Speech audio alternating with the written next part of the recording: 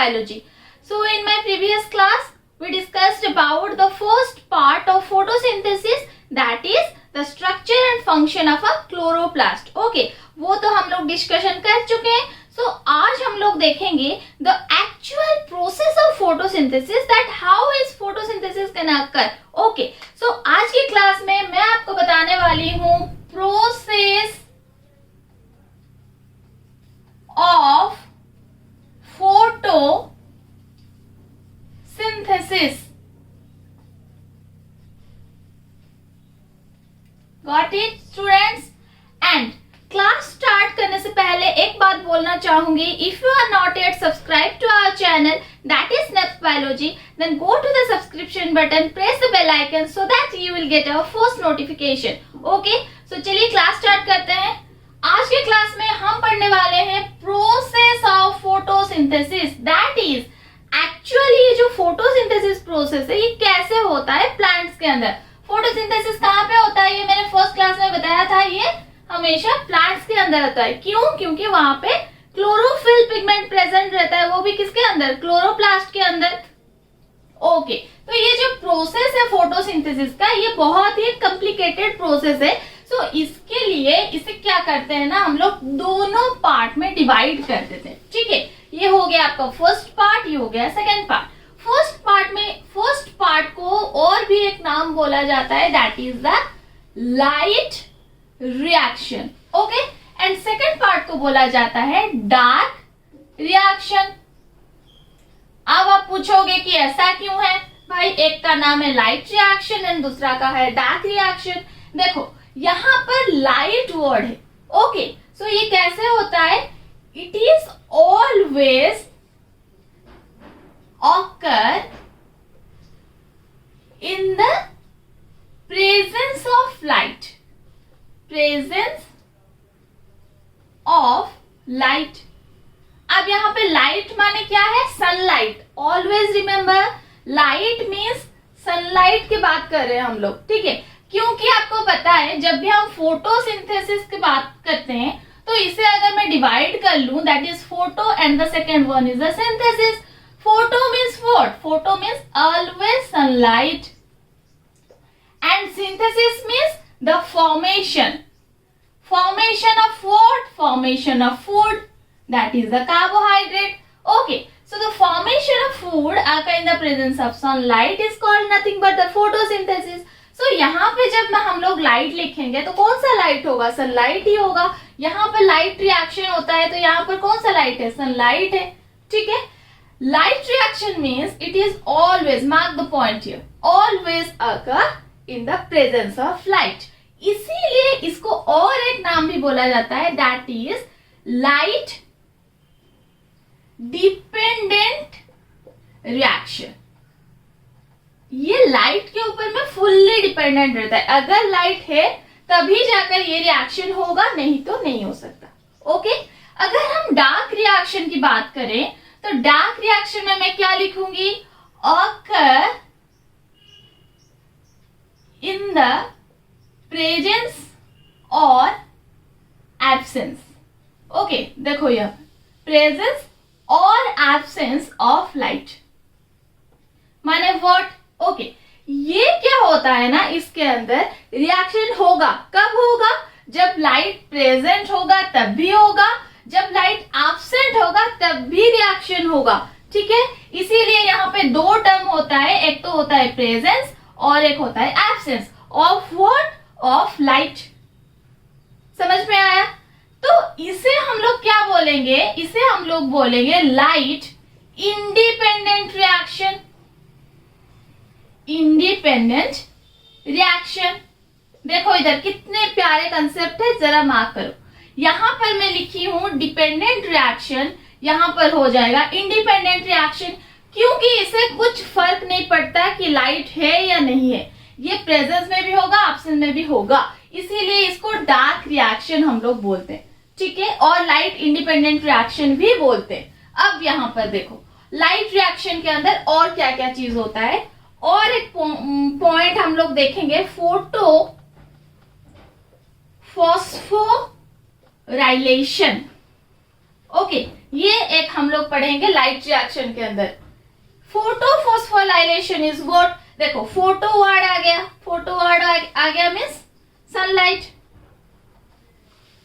And phosphorylation means what, phosphorylation means यहां पर मैं लिख देती हूं एडीपी से जब एटीपी बनता है, एडीपी माने एडेनोसाइन डाइफॉस्फेट, एटीपी माने एडेनोसाइन ट्राइफॉस्फेट, एंड ये किसके प्रेजेंस में होता है, सनलाइट के प्रेजेंस में होता है। जब एटीपी एडीपी से फॉर्म होता है by the addition of inorganic phosphate, okay, तो इसी प्रोसेस को हम लोग बोलते हैं फोटोफॉस्फोराइलेशन। एंड ये कंसेप्ट 1956 में आर्नन एक साइंटिस्ट है जो कि ये कंसेप्ट को डिस्क्राइब किए थे, ठीक है। और एक बार बोल रही हूँ, फोटोफॉस्फोराइलेशन ये एक बहुत ही इंपॉर्टेंट टॉपिक है। Photophosphorylation is what when ATP is formed from ADP by the addition of inorganic phosphate in the presence of sunlight, then ये प्रोसेस को हम लोग बोलते हैं फोटोफॉस्फोराइलेशन, ओके। एंड जब हम लोग डार्क रिएक्शन की बात करते हैं तो इसे और एक केल्विन साइकिल भी बोलते हैं एंड C3 साइकिल भी बोलते हैं, ओके। ऐसा क्यों, Calvin cycle, C3 cycle? Calvin cycle इसलिए बोलते हैं क्योंकि इसे किसने प्रपोज किया था, कैल्विन ने प्रपोज किया था। So according to the scientist इसे कैल्विन साइकिल भी बोलते हैं।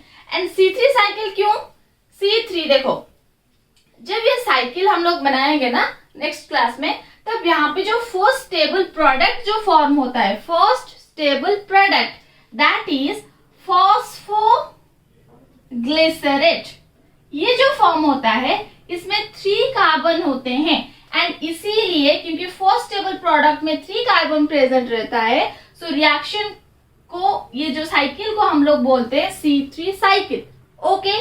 एंड एट लास्ट ये जो डार्क रिएक्शन प्रोसेस है ये हमें क्या देता है, ये मैंने अपना प्रीवियस क्लास में भी बताया था।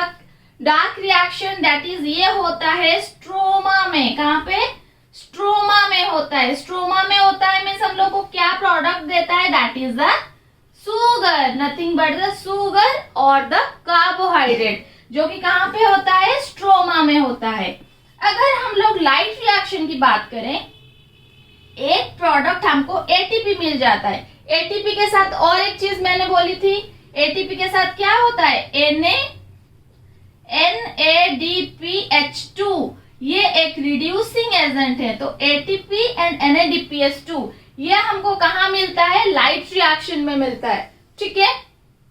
एंड इसमें कौन सा सिंपल कंसेप्ट है, ये जो ATP एंड NADPH2 हम लोग को लाइट रिएक्शन में मिलता है। हमें क्या पता है, light reaction always first light reaction होगा एंड सेकेंड में आपका डार्क रिएक्शन होगा, ठीक है। तो स्ट्रोमा में जो सुगर फॉर्म होता है उसके लिए क्या चाहिए, उसके लिए ATP and NADPH2, these two are compulsory need for the formation of sugar, okay। अगर ATP एंड NADPH2 हम लोग के पास नहीं है तो हम लोग सुगर भी फॉर्म नहीं कर सकते, ठीक है। सो ये ऑलवेज लाइट रिएक्शन आपका फर्स्ट होता है, दैट इज ये कहां पे होता है, ये हमेशा ग्राना में होता है। एंड सेकेंडली आपका डार्क रिएक्शन होता है जो कि हमेशा स्ट्रोमा में होता है। This is the overall concept of process of photosynthesis. Take a screenshot और make this flow chart, okay. Then हम लोग देखेंगे ये जो फोटोफॉस्फोराइलेशन में बोली इसके बारे में हम लोग डिटेल्स में देखेंगे। चलो अभी देखते हैं हम लोग फोटोफॉस्फोराइलेशन के बारे में, ठीक है। This is all about your process of photosynthesis. Now हम लोग देखेंगे फोटोफॉस्फोराइलेशन। फोटोफॉस्फोराइलेशन कितने टाइप के हैं, क्या क्या होता है उसके अंदर, देखो। फोटोफॉस्फोराइलेशन, ये मैंने क्या बताया, photophosphorylation means formation of ATP from ADP in the presence of sunlight, okay. So ये जो फोटोफॉस्फोराइलेशन प्रोसेस होता है, this is about 2 types. First is your non cyclic non-cyclic photophosphorylation, and the second one is cyclic photophosphorylation. Got it? First one is your non-cyclic, second one is your cyclic photophosphorylation. Okay, अब देखते हैं ये दोनों क्या होता है. First हम लोग डिस्कशन करेंगे नॉन साइक्लिक के बारे में. Non cyclic photophosphorylation. Okay, non cyclic photophosphorylation क्या होता है, इसके लिए मैं आपके साथ एक डायग्राम शेयर करूंगी. उसी डायग्राम को आप बनाते रहिए, नहीं तो स्क्रीनशॉट ले लेना. ठीक है. अच्छा, हम लोग को क्या पता है कि बहुत सारे पिगमेंट्स प्रेजेंट रहते हैं क्लोरोप्लास्ट के अंदर. That is your chlorophyll A, carotenoids, xanthophyll, chlorophyll B, ऐसे बहुत सारे पिगमेंट्स हैं. उसी पिगमेंट की हेल्प से हम लोग ये फोटोफॉस्फोराइलेशन कैसे होता है ये देखेंगे. देखो, ये मैंने फर्स्ट बना ली क्लोरोफिल ए. क्लोरोफिल ए हमेशा रिएक्शन सेंटर में प्रेजेंट रहता है. ये एक पिगमेंट है. इसके साइड में क्या होता है ना, एक्सेसरी पिगमेंट्स प्रेजेंट रहते हैं. क्या प्रेजेंट रहते हैं? एक्सेसरी पिगमेंट्स प्रेजेंट रहते हैं. इसे हम लोग बोलेंगे photosystem 1, sorry photosystem 2, that is PS2 बोलते हैं. एंड ये जो कॉम्प्लेक्स को बोला जाता है एंटीना कॉम्प्लेक्स और quantosome. Mark the term.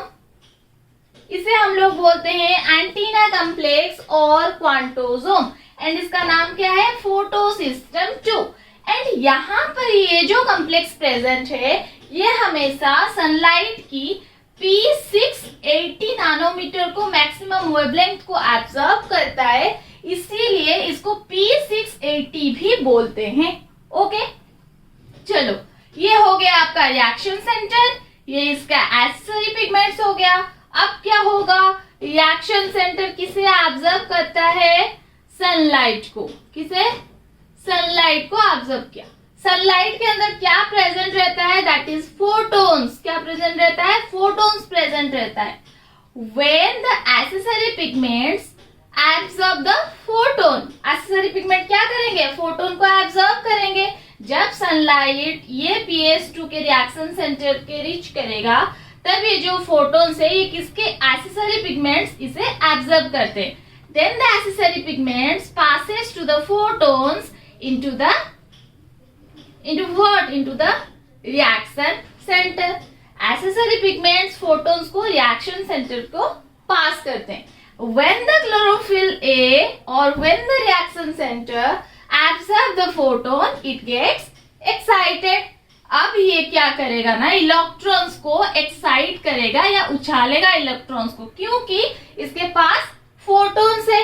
Okay, and electrons भी है. सो ये क्या करेगा? One pair of electron, that is 2 electron क्या करेगा? उछालेगा.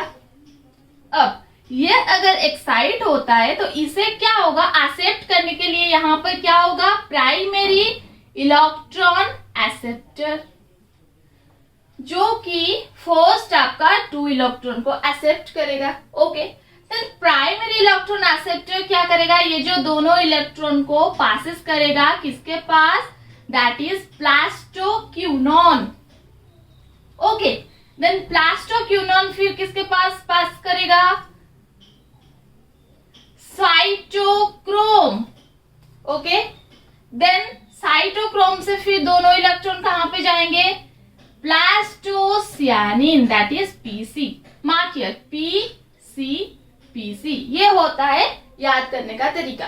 ठीक है, जब ये जो प्लास्टोक्यूनॉन से 2 इलेक्ट्रॉन साइटोक्रोम के थ्रू पास करते हैं तब क्या होता है? यहाँ पर एक ADP से ATP भी बनता है. 1 ATP is formed. Mark here. Okay, when the electron passes through this chain at cytochrome, 1 ATP is also formed. Then PC से ये इलेक्ट्रॉन कहाँ जाता है?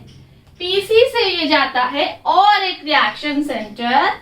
यहाँ पर भी प्रेजेंट रहता है क्या, chlorophyll A, like that. Accessory pigment site में ऐसे प्रेजेंट होगा। इसे हम लोग क्या बोलते हैं, PS1, that is photosystem 1। And ये क्या करता है, वेवलेंथ 700 नैनोमीटर का ये ऑब्जर्व करता है, इसीलिए P700 भी बोलते हैं। ओके, देन इसके पास देखो, यहां पर भी वैसे सनलाइट आएगा, जैसे आप लोग का PS2 में हुआ था, सनलाइट एंड फोटोन ऑब्जर्व हुए थे, यहाँ पर भी वैसे सनलाइट आएगा एंड फोटोन ऑब्जर्व होंगे। यहाँ पर देखो डबल है, क्योंकि इसमें फोटोन्स भी है एंड इलेक्ट्रॉन भी इसे मिल रहा है। ओके, फोटोन्स भी मिल रहा है क्लोरोफिल ए को एंड इलेक्ट्रॉन्स भी मिल रहा है। So this chlorophyll is also get excited and ये भी क्या करेगा ना, दोनों electron that is one pair of electron को उछालेगा। अब यहाँ पर भी होगा प्राइमरी इलेक्ट्रॉन एक्सेप्टर, जो कि ये इलेक्ट्रॉन को क्या एक्सेप्ट करेगा। Then this primary electron acceptor passes to electron to FD. FD means what? Ferredoxin. Okay, ferredoxin क्या करेगा, ये जो दोनों इलेक्ट्रॉन है इसे यूज करेगा रिडक्शन प्रोसेस में। That is what happens here, see NADP reduced into NADPH2। NADP किस रिड्यूस्ड होके क्या फॉर्म करेगा, NADPH2। तो हमने क्या पढ़ा था, फर्स्ट जो लाइट रिएक्शन होता है वहां पर हम लोग को एक तो ATP मिलता है एंड दूसरा क्या मिलता है, NADPH2 मिलता है। ठीक है, तो समझ में आया ये कैसे होता है। जब इलेक्ट्रॉन्स पासिस होता है through the electron transport system भी इसे बोलते हैं, then 1 ATP and NADPH2 form होता है।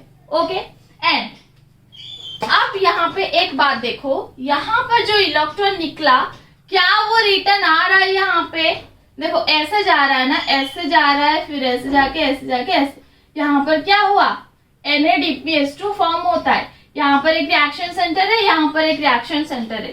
तो जो इलेक्ट्रॉन ऐसे मूव कर रहा है क्या वो रिटर्न आ रहा है कि नहीं आ रहा है, वो इलेक्ट्रॉन रिटर्न कभी भी नहीं आता है। सो इसके लिए इसको बोलते हैं नॉन साइक्लिक फोटोफॉस्फोराइलेशन, क्योंकि ये नॉन साइक्लिक प्रोसेस हो रहा है। ओके, देखो एक क्वेश्चन माइंड में क्या आता है कि जब यहाँ से इलेक्ट्रॉन ऐसे कंटिन्यूअसली फ्लो ऑफ होके निकल जाते हैं, देन यहाँ पर इलेक्ट्रॉन कहाँ से आता है, ये एक बहुत भी बड़ा क्वेश्चन है कि क्लोरोफिल ए में दैट इज PS2 में इलेक्ट्रॉन फिर कहाँ से आएगा, तब जाके ना ये प्रोसेस कंटिन्यू होगा। यहाँ से तो इलेक्ट्रॉन वापस नहीं आ रहा है, ये हम लोग को पता चल गया। अब यहाँ पे इलेक्ट्रॉन कहाँ से आता है, यहाँ पर हम लोग और एक प्रोसेस पढ़ेंगे दैट इज फोटोलाइसिस। देखो फोटोलाइसिस प्रोसेस। अब फोटोलाइसिस मीन्स व्हाट, यहाँ पर भी वर्ड को ब्रेक करो, फोटो मीन्स हो गया सनलाइट एंड लाइसिस मीन्स हो गया breakdown. Breakdown of what, breakdown of water that is H2O। Water का breakdown in the presence of sunlight होता है तो हमें मिलेगा 1 pair of electron plus 1 pair of proton plus 1 nascent oxygen. Okay, अब यहाँ पर जो इलेक्ट्रॉन हमें मिलता है ये कहाँ जाता है, ये जाता है PS2 में। दैट इज ये क्या करता है, ये रिप्लेस करता है। ठीक है, यहाँ पर जो इलेक्ट्रॉन जाता है यहाँ पे डेफिशिएंट हो जाता है। देन ये जो इलेक्ट्रॉन है ये मूव करता है क्लोरोफिल ए को, दैट इज रिएक्शन सेंटर को, किसके ना, फोटोसिस्टम 2 के रिएक्शन सेंटर को, तब जाके ये प्रोसेस कंटिन्यूअसली हो पाता है। ठीक है, so this is all about your non cyclic photophosphorylation. Mainly इसे हम लोग नॉन साइक्लिक क्यों बोलते हैं, क्योंकि इलेक्ट्रॉन ओनली वन डायरेक्शन में मूव करता है। ठीक है, इसमें दो मेन पॉइंट क्या है, वन हम लोग को ATP मिलता है and second one is the NADPH2 मिलता है। एंड नीट एग्जाम जो बच्चे दे रहे हैं ना, नीट, ओके, +2 के नीट एग्जाम जो बच्चे दे रहे हैं उनके लिए यहाँ पे दो इम्पोर्टेंट क्वेश्चन क्या आता है। फर्स्ट इम्पोर्टेंट क्वेश्चन इज ये जो NADPH2 फॉर्म होता है ये कहाँ पे फॉर्म होता है, तो इसे लिख लो, ये outer membrane of the thylakoid में फॉर्म होता है। ये बहुत ही इंपॉर्टेंट है। NADPH2 हमेशा outer membrane of the thylakoid में फॉर्म होता है, एंड सेकेंडली ये जो फोटोलाइसिस प्रोसेस है ये हमेशा inner membrane of the thylakoid होता है. Okay so this is all about non cyclic photophosphorylation. Cyclic photophosphorylation हम लोग नेक्स्ट क्लास में देखेंगे. तब तक ये अच्छे से याद कर लो. इसके बारे में जो भी डाउट है देन कमेंट बॉक्स पे जाके पूछो, हम लोग उसका पूरा आप लोगों को पूरा डाउट क्लियर करके आंसर देंगे. ठीक है. And if you are like my video then like, press the like button and share with your friends.